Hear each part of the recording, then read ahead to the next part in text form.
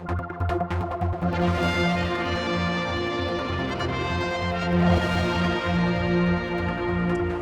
on Friday here on the promenade at what is the K Memorial Gardens, it's the place, of course, where the original plaque was put up to remember the people who had died in the Summerland Fire. But here on Friday at 7:45 in the evening, Leader of the Council, David Christian, you're going to be unveiling this new memorial.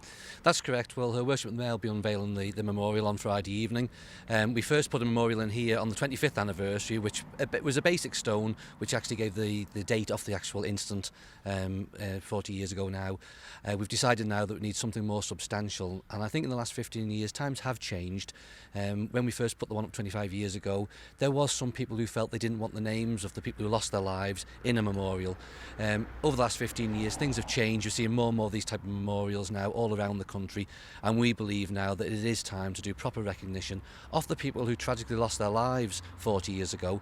But this is also a memorial to remember those people who survived that terrible fire and have had to live with the consequences of that for the last 40 years. And you went for this site, not actually at Summerland?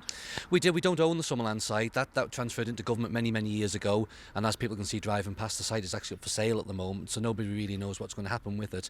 This is the nearest site to it. It's a quiet garden. It's on the edge of the promenade. People do come in here to sit, reflect, and we think now with a memorial, with all the names on and the ages of those people who tragically lost their lives, we think it'll be used even more, and people will sit, they'll look over towards the Summerland site and remember what happened. But also, I think it's going to be a quiet enough area where families, and in particular ones who are travelling over from the adjacent aisle, and a number of them have been in contact with us and they are coming on Friday, I hope that they will feel this is more fitting and will remember their loved ones more. Now the service on Friday is quite long, I believe. There's going to be quite a lot happening, and a maroon's going to go up and that sort of thing, so very poignant. It is, and it's meant for that reason. We've got quite a lot of invited guests coming along. Part of the road will be closed outside, so we do encourage the general public to come down as well. As well as Her Worship the Mayor, there will be the Lord Bishop, the Archdeacon will be doing most of the service. The names of the 50 people who lost their lives are going to be read out, and I think there'll be lots of people who will find that very moving and will have a lump in their throat.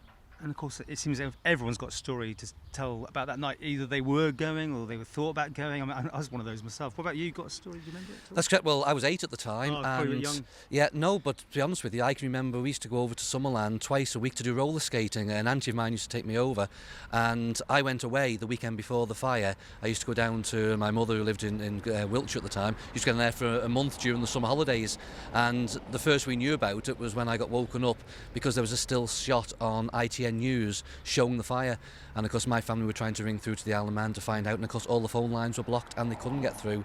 So I can still remember that to this day. Whenever I see that shot now when it's shown, I can remember that's what I was seeing that night, even at the age of 8. Finally, do you think this will be something that people will have continually ceremonies on this day in 50, 100 and so on years' time? How long it'll go on for, I don't know, because obviously as families start to disappear, you know, whether the memory carries on. But it's a fitting memorial. We've done it in a sensitive way. It is planted out all around the main memorial, the 3 stones themselves with the names on. So the Parks Department have done a fantastic job in doing that. But we've also left an area where people come and lay their own flowers at the foot of the memorial. It's been designed in 3 freestanding stones, so 2 stones will have all the names and ages on. The centre stone will just be a brief inscription of what took place, and of course it'll make it quite clear that we'll never ever forget those people who lost their lives, or the people who have suffered over the last 40 years living with the memories of that